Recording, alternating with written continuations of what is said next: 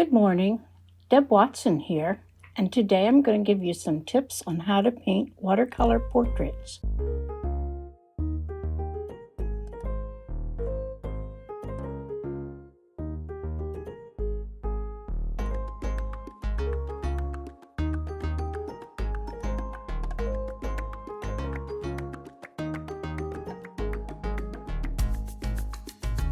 Start with a light wash of your skin color. For my skin tones, I'm mixing my red with a little dark green and yellow, and then I add lots of water. You can test this on a scrap paper. Mine needs a little more yellow. For the first wash, don't sweat it. Use your biggest brush and just put the color on with as few brush strokes as possible, so the skin will stay smooth.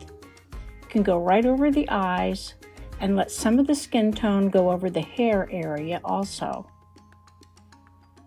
The hair is made with the same color as the skin, but I'm using more paint and less water.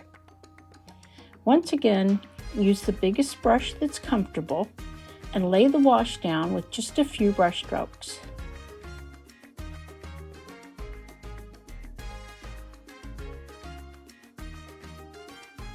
And I ran out of paint. When you do mix up a wash, mix up more than you think you'll need, because it will save time.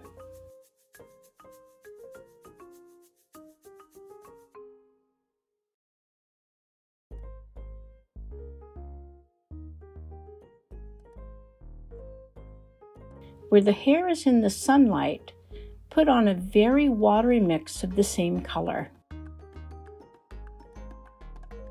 Now I'm going to start working on the shadows with a smaller brush. Shadows are the hard part for most people. The challenge is to get the shadows dark enough and keep soft edges. One way to achieve that is to work on damp paper and build your shadows up with as many washes of color as you need. Now on damp paper, the paint may not stay put, but you can dab the edge with a paper towel.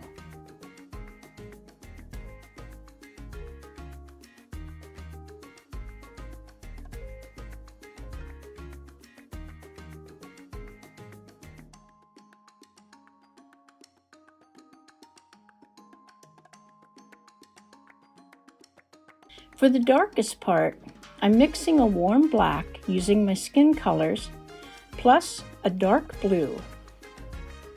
I'm going to use this black to darken my skin tones for the shadow areas.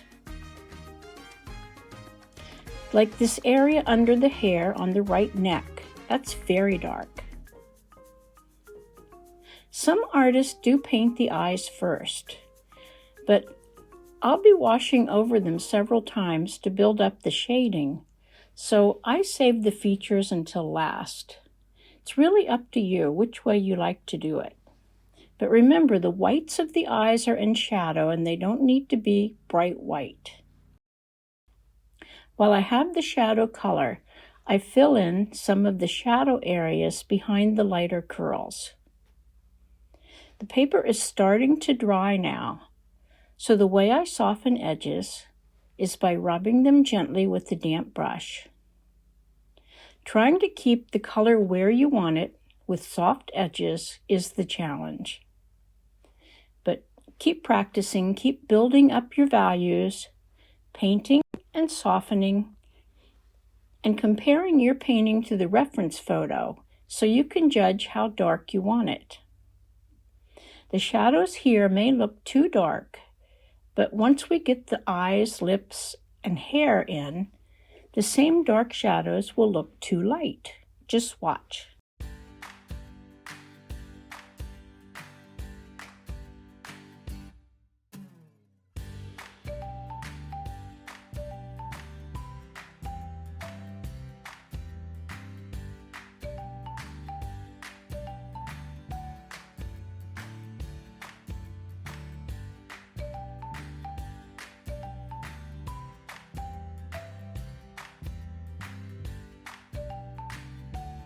There is a shadow under the top eyelid, which goes right over the pupil and the white of the eyes.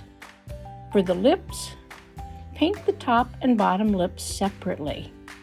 The top lip is in shadow, while the bottom lip has sunlight hitting it and needs a highlight.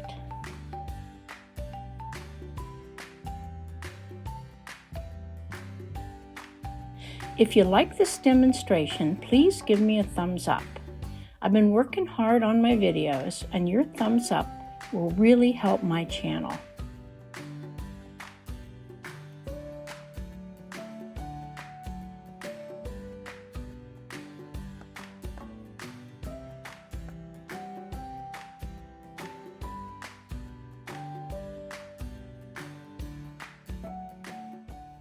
Now that we have some features in, the shadows look too light.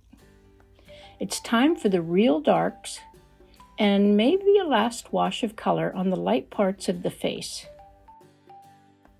This pretty girl has very light skin, but it's not white.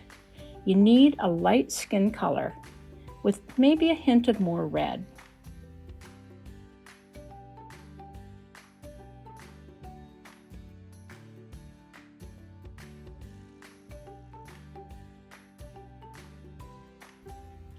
I'm not going to spend a lot of time on the hair, but you can suggest curls with an underpainting of dark curly lines and then put a thick wash of color over top.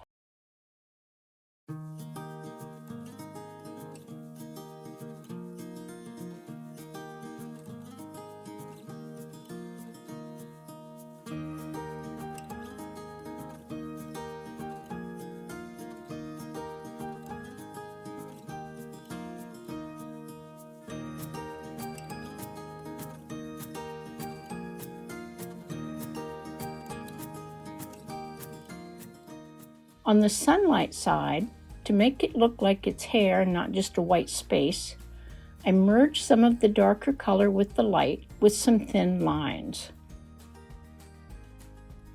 For more depth in the hair, you can use a damp brush to re-wet and lift up a few lighter curls. You could spend a lot of time on the hair if you like painting it. A few wispy hairs go right over the eye.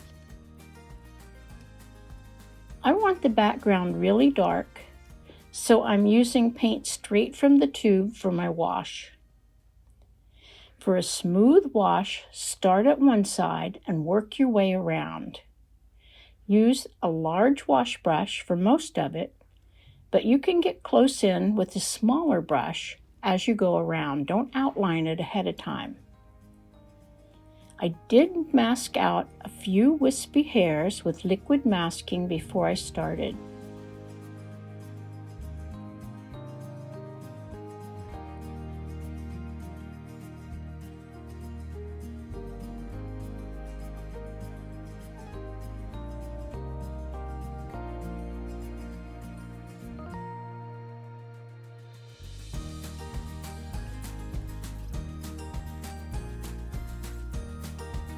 Last, I'm adding freckles and some white highlights with opaque white.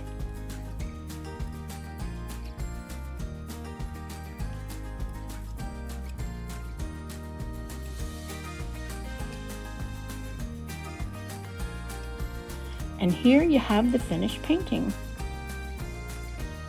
If you want to give portraits a try, you should. Visit Watson Watercolor today to get started on your painting journey. Happy painting!